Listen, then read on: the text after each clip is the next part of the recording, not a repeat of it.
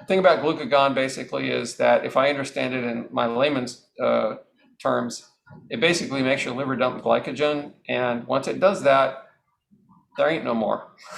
Certainly not much more. Hmm. And tell people sometimes it's liquid marathon because it basically makes you hit the wall instantly. Wow. And so using glucagon is kind of an emergency thing. If you're going to be getting up and running the next day, basically any day that I had to have glucagon, which was only once going across Texas, and I think I, I don't forget if I used it at all in the U.S. run. Invariably, the next day had to be a rest day, and high Wow. carb consumption and all that stuff just to get my liver refilled. I've never actually thought about it in that perspective, but yeah, no, you're right in the mechanism, and you're right in why that would simulate hitting the wall. I've never had personally had to use glucagon, and in reality, there's not a whole lot of actual data out there. The stories between people in the community of using it, but in terms of there's not a whole lot of research and the utilization of glucagon, and let alone utilization of glucagon in an ultra distance runner. And so, wow, that's literally a liquid wall. That is exactly what that is. Pretty much, yeah. That's crazy. So you had to use it once in Texas, I think so.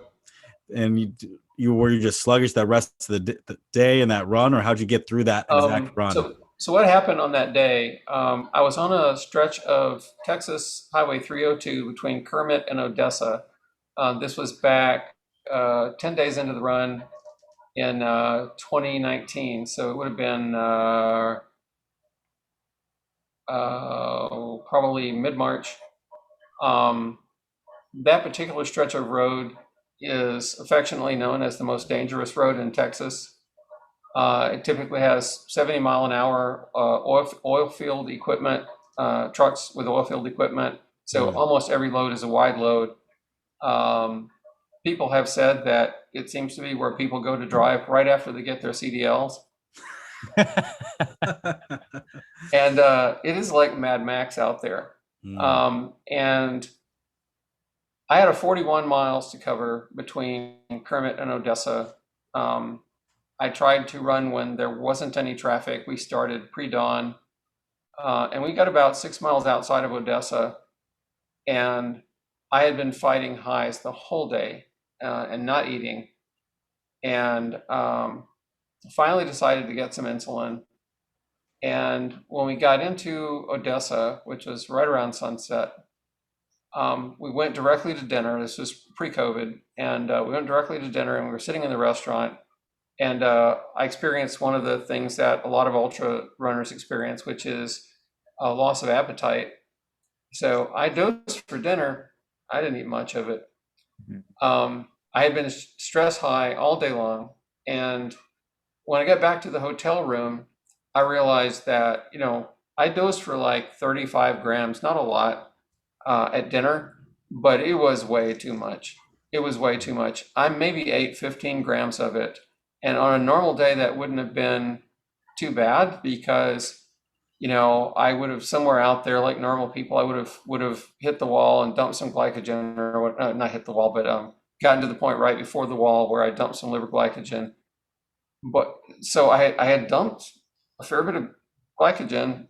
I had run high all day long, got home, the stress was removed, my blood sugar dropped like a rock. And I remember sort of sitting half dazed in the bed, trying to convince my wife after consuming close to 100 grams of carbs that I was going to stay conscious.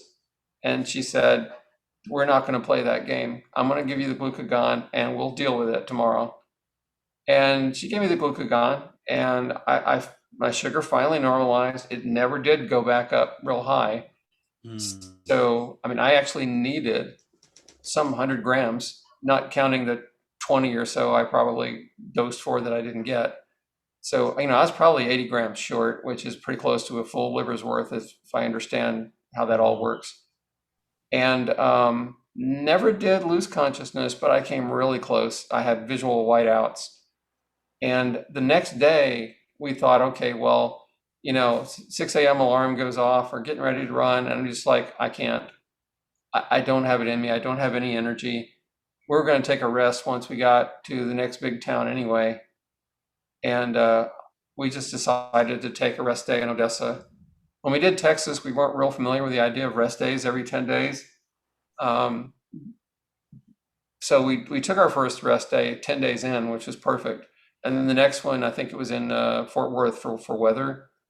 Um, but since Texas, we take rest days every 10 days. We don't do anything to tap into my onboard glycogen stores because I'll need those in an emergency. So we're very conscious about, you know what, if you need to eat some more, eat some more. But let's not play this game where we reduce basal and all that other stuff to try to get my sugar to get my body to use stored fat for energy. I do that anyway, Mhm. but forcing me into that just sort of turns me catabolic and puts me at greater risk of things like rhabdo.